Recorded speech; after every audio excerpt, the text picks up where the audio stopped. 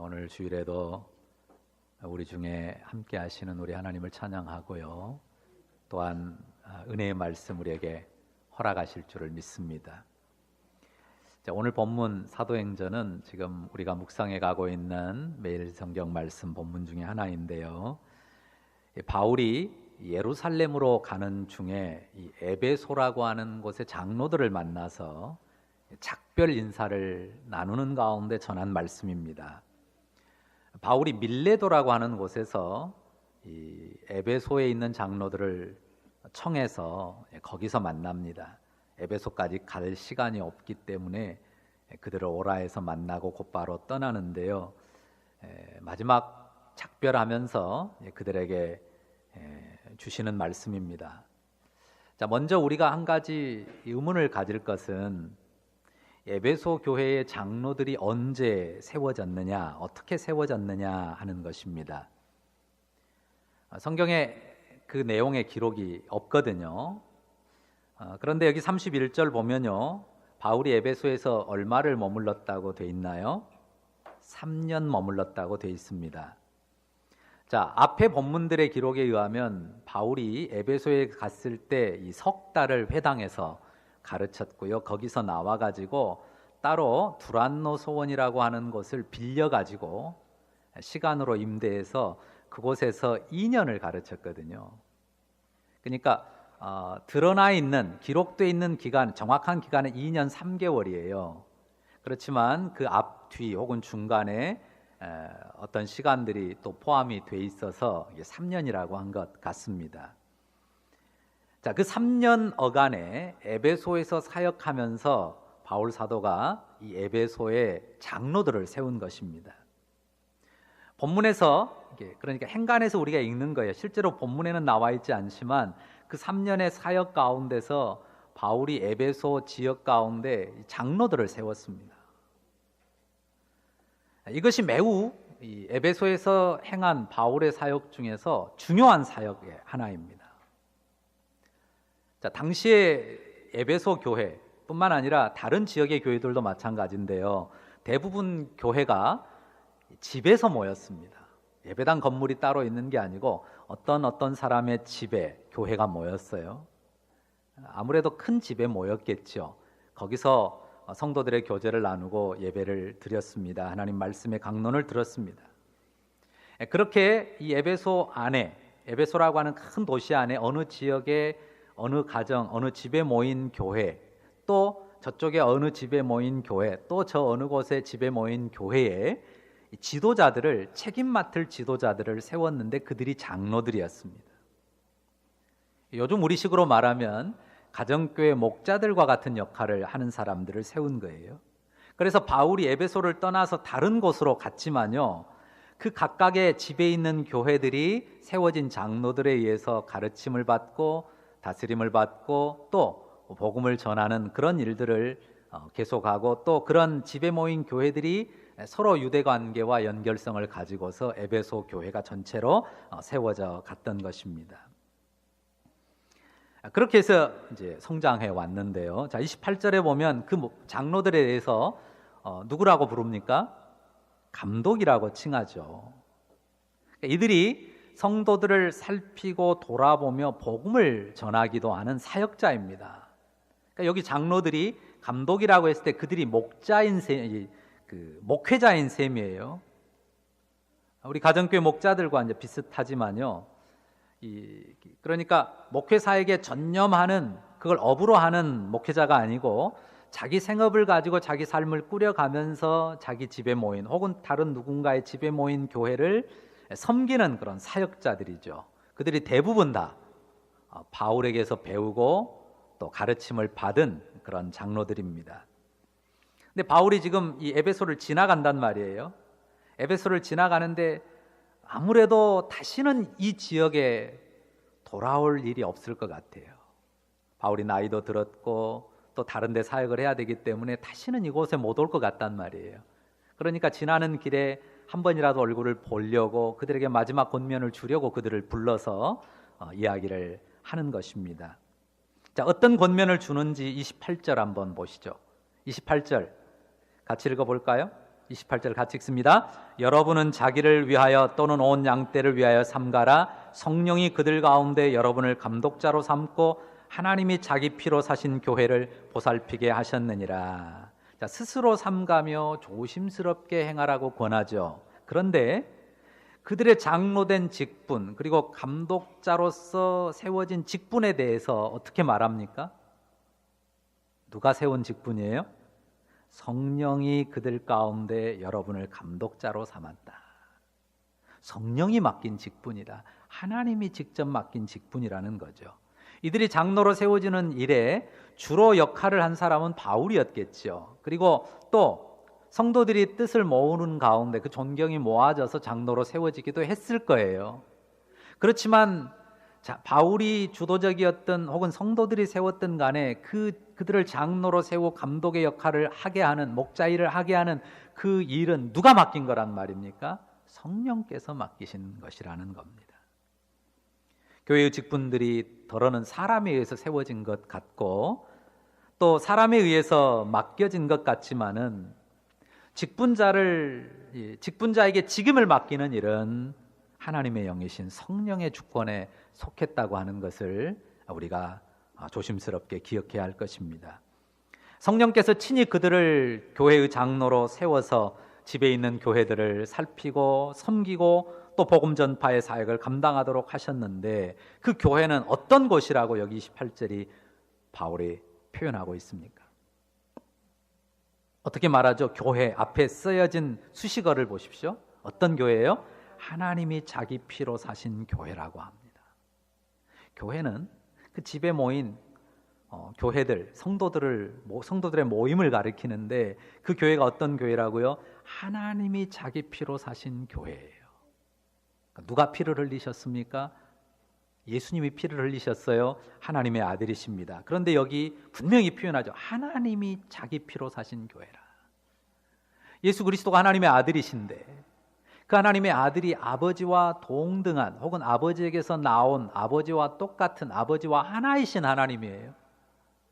그러므로 아들의 피지만은 하나님의 피라고 직접 표현하는 것이에요. 우리가 성부와 성자와 성령이 하나다 그러잖아요. 성경에 삼위일체라는 말은 어디에도 없습니다. 그렇지만 삼위일체라는 말을 우리가 쓰는 이유는 분명하게 아버지와 아들 그리고 성령이 하나라고 하는 것을 여기저기에서 명백하게 표현하고 있기 때문에 삼위일체라는 말을 쓰는 것입니다. 예수 그리스도가 하나님의 아들이시지만 하나님 아버지와 동일한 아버지 하나님과 하나이신 분이기 때문에 그의 피를 하나님의 피라고 직접적으로 표현하는 것입니다. 그리스도의 죽음은 하나님의 죽음이고 하나님의 희생입니다. 그리스도의 피는 곧 하나님의 피가 되는 것입니다. 여러분이 주 예수를 믿어 하나님의 자녀들이 되었음을 믿으십니까? 자, 그러면 우리가 주 예수를 믿어 하나님의 자녀 된 것이 그냥 값싸게 된 게 아니에요. 가볍게 우리에게 주어진 은혜가 아닙니다. 우리가 싼 값으로 속량을 받은 게 아니에요. 자, 우리의 죄의 값이 얼마나 큰지 오직 죽음으로만 그 값을 치를 수 있단 말이죠. 그런데 그 값을 오직 죽음으로만 치를 수밖에 없는, 그러면 우리는 지옥으로 떨어지는 것밖에는 다른 결론이 없는데 그 죽음의 값을 하나님의 아들이 사람이 돼서 우리 대신 치러 주신 것입니다. 정말 비싼 값으로 상상할 수 없는 가치를 지불하고서 우리가 속량을 받은 것이죠. 우리가 죄와 사망에서 벗어나게 된 것이, 그리고 하늘의 구원과 생명을 누리는 하나님의 자녀들이 된 것이 그 아주 비싼 고귀한, 결코 돈 주고 살 수 없는 값을 치르고 된 것입니다. 이 사실을 믿으십니까? 우리가 믿는 것이 바로 그 믿음입니다. 교회가 그런 곳이에요. 하나님이 자기 피로 사신 교회. 교회는 아주 존귀한 곳입니다. 더러는 어때요? 넓은 집에, 좀 잘 사는 집에 많이 모인 교회도 있었을 거예요. 다 집에 모인 교회들인데, 어떤 동네는 가난한 동네여서 큰 도시에는 또 크고 잘 사는 동네 있고 가난한 동네 있잖아요. 가난한 동네에 좀 적은 평수에 적은 무리가 모이는 그런 교회도 있었을 거예요. 어떤 데는 경제적으로 부유한 데도 있고 어떤 데는 그냥 가난하고 좀 힘들게 사는 그런 비난한 형편도 있을 겁니다. 근데 그런 게 다 상관이 없습니다. 그런 것이 하나님의 교회냐 아니냐를 결정하는 게 아닙니다. 무엇이 교회를 결정합니까? 주 예수를 믿는 믿음이 있느냐. 하나님이 자기 피로 사신 교회라고 하는 믿음의 고백을 가지고 서 있느냐. 우리가 아무리 가난하고 아무리 좁고 초라하고 또 사람들에게 인정받지 못하고 사회적으로 열등한 자리에 있다 할지라도 주 예수 그리스도 하나님의 피로 하나님께 사신받은 하나님이 산 백성이라고 하는 믿음을 가지고 서면 그 교회, 그곳이 교회고 그 교회는 참으로 존귀하고 영광스러운 교회인 것이에요. 믿으십니까? 이 믿음으로 우리가 하나님 앞에 나아가야 합니다. 자, 그리고 우리가 여기 본문에 나온 중요한 사실 하나를 생각을 할 수 있어요. 여기 자기 피로 사신 백성이라고 했으니까요. 소유권을 생각할 수 있어요. 값을 주고 사서 그 소유권이 누구에게 있어요? 하나님께 있습니다. 하나님이 자기 피로 우리를 샀어요. 우리를 자기 소유로 삼았습니다. 우리가 하나님의 소유입니다. 하나님 것이니까 네 맘대로 하지 마라 하고 우리를 억압하려는 말이 아닙니다. 하나님의 소유니까요. 책임도 누가 집니까? 하나님이 지세요. 우리의 생명을 자기의 손에 두시고요. 우리를 가꾸기도 하고 우리를 다루어 가기도 하시면서 우리를 하나님께서 자기의 소유로서 책임지신다는 말이에요. 그의 권능의 주권 아래 우리를 지키고 보호하십니다. 살아갈수록요, 책임이라는 단어가 참 무거운 것 같아요. 남은 그렇고요, 남도 그렇지만요, 나 자신 하나 책임지는 것도 굉장히 어렵습니다. 어떻습니까? 나이 들어가시는 분들, 나이 들어갈수록 내 몸뚱이 하나 건사하는 것도 왜 그렇게 힘든지요. 제 안에 나이가 별로 안 됐어도요, 이 어깨에 눌린 게 많나 봐요. 제가 짐을 많이 지웠는지. 뭐라고 표현하냐면 또 어깨 많이 힘들고 아프니까 좀 그냥 칼로 확 파내버렸으면 좋겠다고 그래요. 내 몸뚱이 하나도 우리가 책임지고 건사하는 게 쉽지 않을 때가 많습니다. 그리고 또 부모들 어떻습니까? 자라가는 자녀들 책임지는 것 버겁고 부담스럽죠. 그런데 우리가 분명히 알 것은 여러분이 주 예수의 피로 하나님의 사신받은 백성이 되었으면 그 교회이면 여러분의 소유가, 여러분의 소유권이, 그리고 여러분의 부모와 형제와 자녀의 소유권이 하나님께 있다는 사실을 꼭 기억하시기 바랍니다. 소유권이 하나님께 있고 소유의 주권자이신 하나님이 자기의 소유에 대해서 능히 책임지신단 말이죠. 아무런 어려움이 없다, 아무런 위험에 노출되지 않는다는 말이 아니에요. 여기 29절도 보십시오. 뭐라고 나옵니까? 하나님이 자기 피로 사신 교회의 양떼들을 노리는 이리가 있다고 말하죠. 그 이리가 다가와서 사악한 이기심을 채우기 위해서 속임수로 너희를 유린할 것이다. 그런 일들이 있어요. 우리에게 위험과 어려움, 속임과 여러 어려움들이 다가옵니다. 그렇지만 분명한 것은 뭡니까? 하나님이 우리를 자기의 소유로 삼았기 때문에 그분의 능하신 손 아래서 우리가 안전하게 보호를 받는다고 하는 것입니다. 우리가 할 일이 있어요. 그건 뭡니까? 주 예수님의 복음을 붙드는 것뿐입니다. 우리가 할 일은 주 예수님의 복음을 붙드는 거예요. 우리가 할 일은 뭐라고요? 주 예수님의 복음을 붙드는 거예요. 복음을 붙든다고 하는 건 다른 거 아닙니다. 앞에 나온 대로 주 예수님께서 친히 피 흘리신 그 피가 나를 죄에서 속량하는, 나를 자유케 하고 영원한 생명에 이르게 하는 구원의 피라고 하는 믿음을 가지고 그 믿음 안에서 하나님을 의지하며 나아가는 것입니다. 32절도 보세요. 바울이 마지막으로 이 에베소 장로들과 헤어지는 마당에 하는 말이 뭡니까? 여러분을 주와 그 은혜의 말씀에 부탁한다고 하죠. 바울이 그들을 떠나고 그들을 다시 볼 수 없을 것 같은데요, 그들을 누가 지킵니까?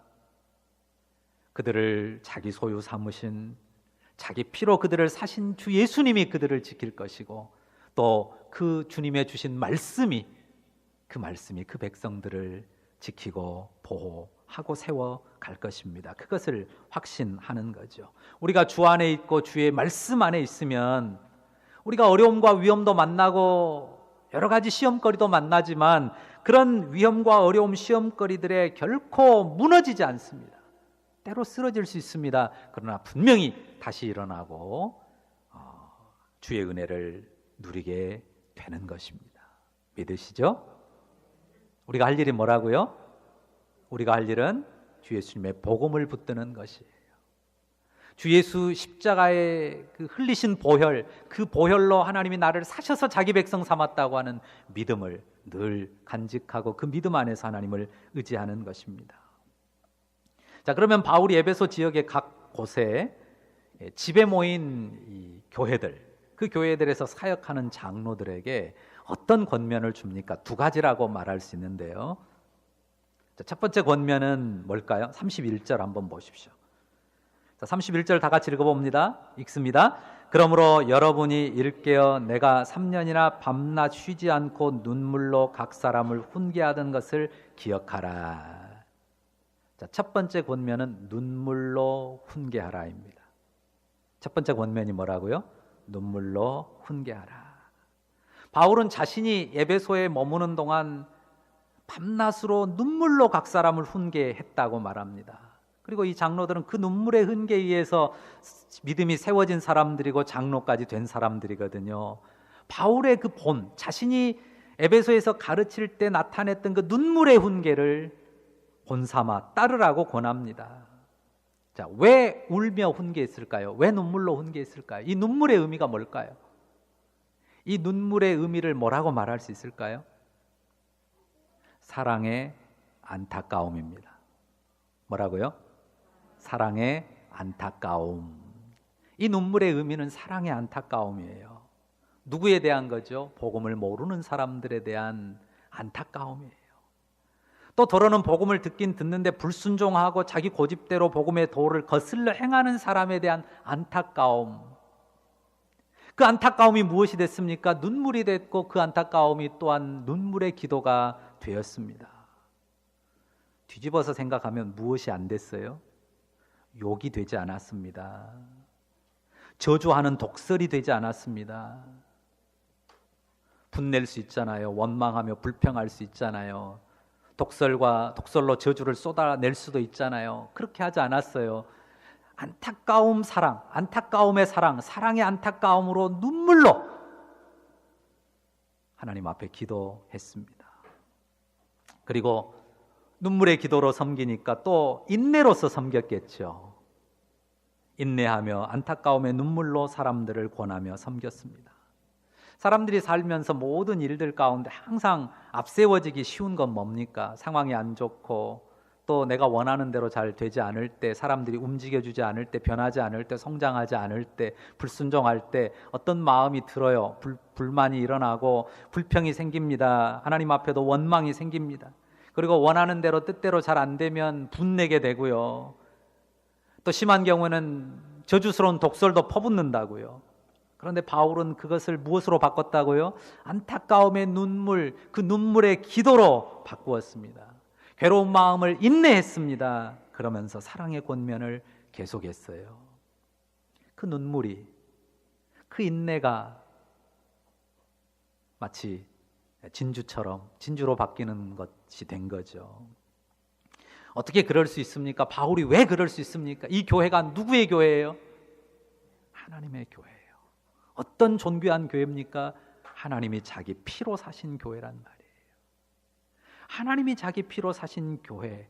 그냥 에베소 장로들에게만 그런 교회다 가르치는 게 아니라 자기 스스로도 분명히 그렇게 믿기 때문에 주님이 자기 피로 사신 교회, 그 교회의 백성들에게 함부로 아무렇게나 대할 수가 없는 거예요. 비록 그들이 내 원하는 대로 잘 따르고 성장하지 않는다 할지라도, 어긋날 길로 간다 할지라도 눈물의 훈계로, 인내와 사랑으로 그들을 가르치고 권면한 것입니다. 그 사실을 기억하면 내 답답함이나 내 괴로움이나 내 분노는 아무것도 아닙니다. 주님이 십자가에 피 흘리면서 소중하게 값주고 산 교회인데 어찌 내가 함부로 대할 수 있겠습니까? 그 눈물의 훈계를 기억해라. 그래, 장로들이 그 각 집에 모인 그 가정교회들의 사역할 때 눈물로 훈계하고 그 안타까움, 눈물의 기도와 사랑으로 섬길 것을 권하는 것입니다. 첫 번째가 눈물로 훈계하라는 거였고요. 두 번째 권면은 뭘까요? 33절부터 35절의 말씀을 보십시오. 여기는 제가 봉독하겠습니다. 내가 아무의 은이나 금이나 의복을 탐하지 아니하였고 여러분이 아는 바와 같이 이 손으로 나와 내 동행들이 쓰는 것을 충당하여 범사에 여러분에게 모본을 보여준 바와 같이 수고하여 약한 사람들을 돕고 또 주 예수께서 친히 말씀하신 바 주는 것이 받는 것보다 복이 있다 하심을 기억하여야 할지니라. 아멘. 자, 복음 안에 사는 성도들의 가장 기본적인 삶은 뭘까요? 그것은 자기 손으로 수고하는 것입니다. 뭐라고요? 자기 손으로 수고하는 것. 사람들이 다 자기 손으로 수고해서 벌고 살죠. 그런데 이렇게 자기 손으로 수고하며 살 때 목표하는 바가 뭡니까? 내 생활의 필요를 채우기 위함이죠. 그게 기본입니다. 바른 삶입니다. 자기 손으로 수고해서 양식을 벌고 그걸로 자기 생활을 책임지는 것 중요합니다. 하지만 바울은 이 자기 손의 수고를 가지고 자기를 채우는데, 자기의 필요를 채우는 데서 멈추지 않았습니다. 한 걸음 더 나아갔습니다. 35절에 중요한 표현이 있어요. 수고하여 다음에, 자, 수고하여 그 다음 말이 뭡니까?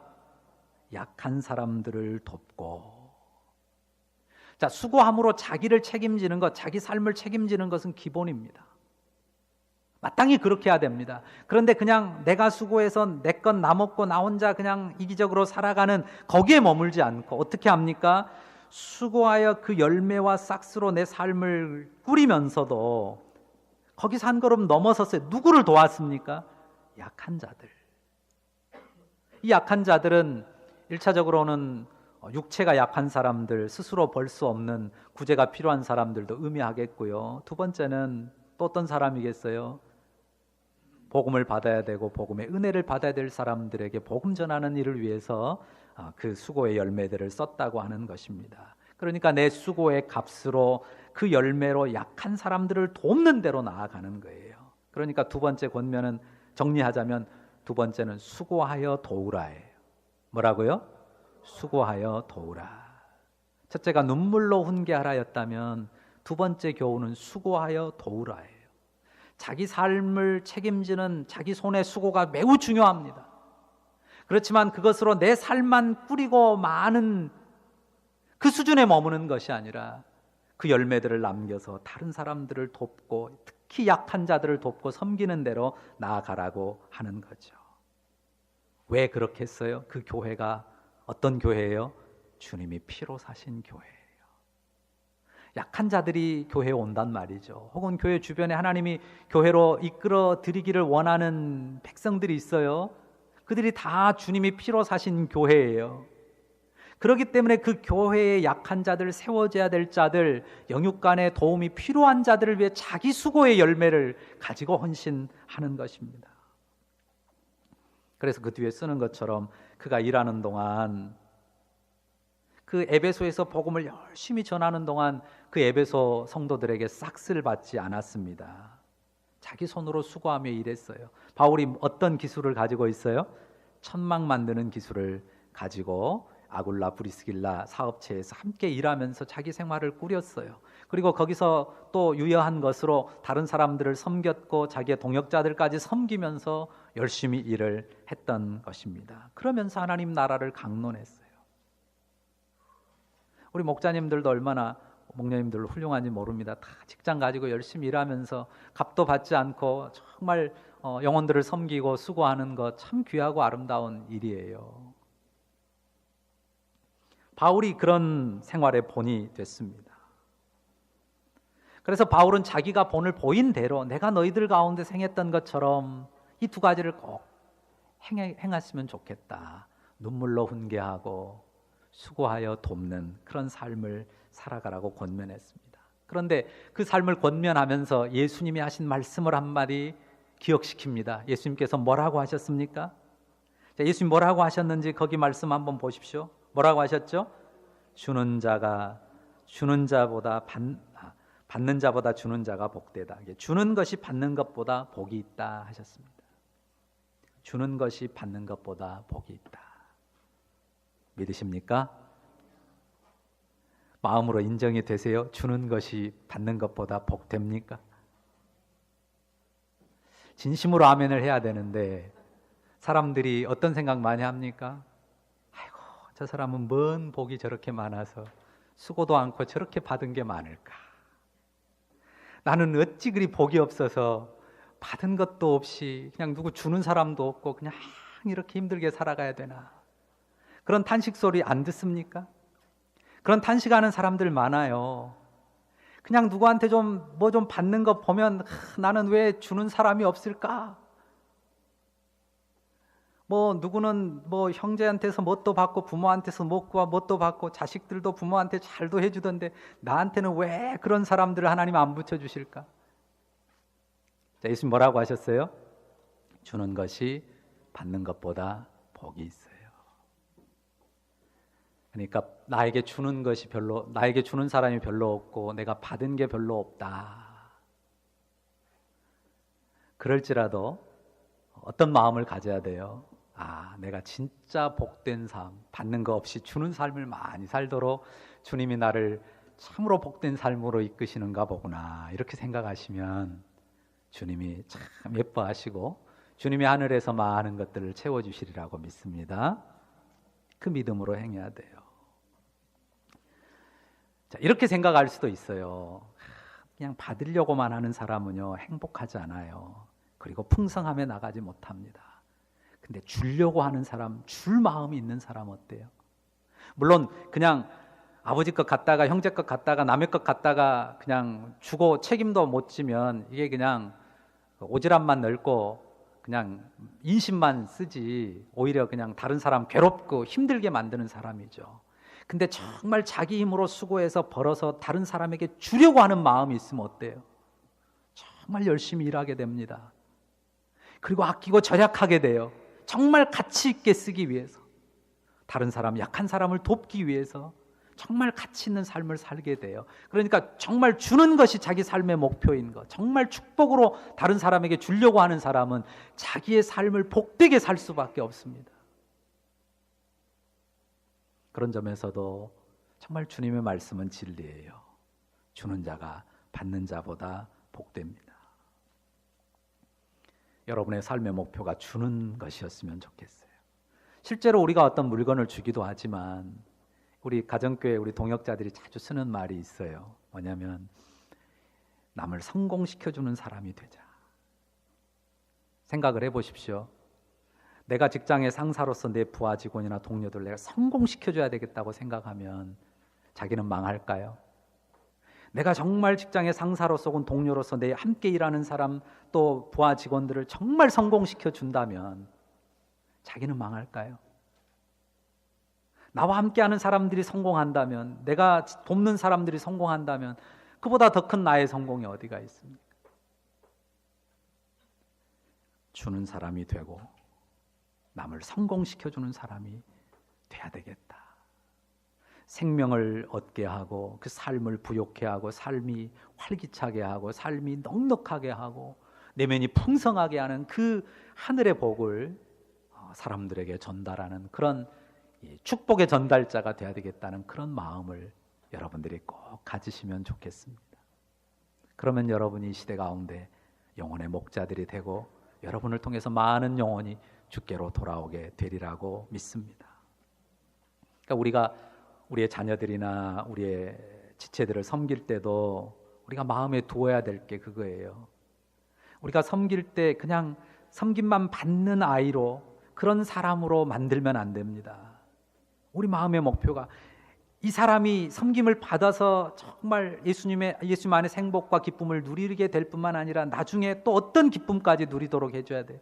이 사람이 다른 사람에게 줄 수 있고 손을 펼 수 있고 오그라진 선을 펴서 나눠줄 수 있는 사람, 나눠주면서 기쁨을 가질 수 있는 사람, 섬기는 사람, 다른 사람을 성공시켜주고 다른 사람을 행복하게 만들어주는 그런 사람으로까지 키워야 되겠다, 세워야 되겠다는 그런 마음을 가자. 그것이 진정한 섬김이 되고 진정한 축복이 되는 것입니다. 여러분이 다 주는 복을 풍성히 누리는 하나님의 사람 되기를 바랍니다.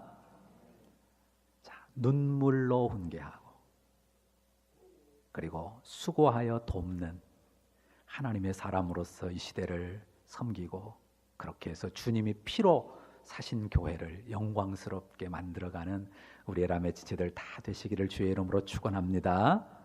기도하겠습니다. 오늘 주신 말씀 생각하면서 기도합시다.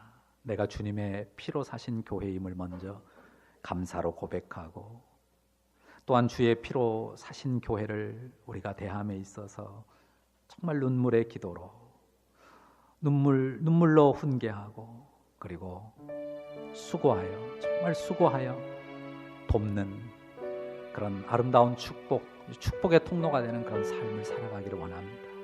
혹 너무 이기적이었다면 나만 생각했다면 주의 말씀 앞에 회개하고 주님 말씀 영혼에 새기고 살기를 바라는 그 마음으로 기도하겠습니다. 각자의 결심으로 주님 앞에 기도합니다. 그것이 주님 그렇습니다. 주님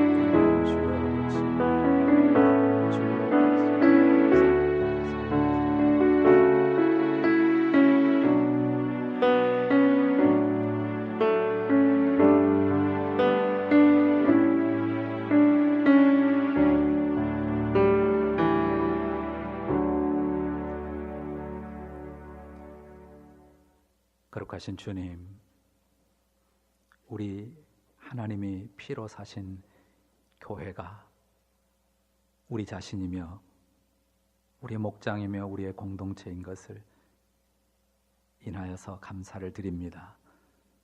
그러기에 내가 존귀하고 그러기에 지체들 한 사람 한 사람 아직은 복음을 잘 모르고 어리석고 이기적이고 또 때로는 거역하는 모습을 나타내는 가운데도 우리 주님의 피로 사신 교회임을 우리가 인정하기에 눈물로 훈계하며 안타까운 눈물, 안타까움의 사랑으로 기도하며 인내로 섬기며 수고하여 돕는 그런 삶으로 나아가는 우리가 되게 하여 주옵소서. 주님, 우리가 못 받아서 슬퍼하고 안타까워하는 자리에 있지 아니하고 주는 자로 정말 복된 주는 자의 삶으로 나아가기를 기뻐하고 기도하며 주 앞에 행하는 주의 백성들 되게 하옵소서. 예수님 이름으로 기도합니다. 아멘.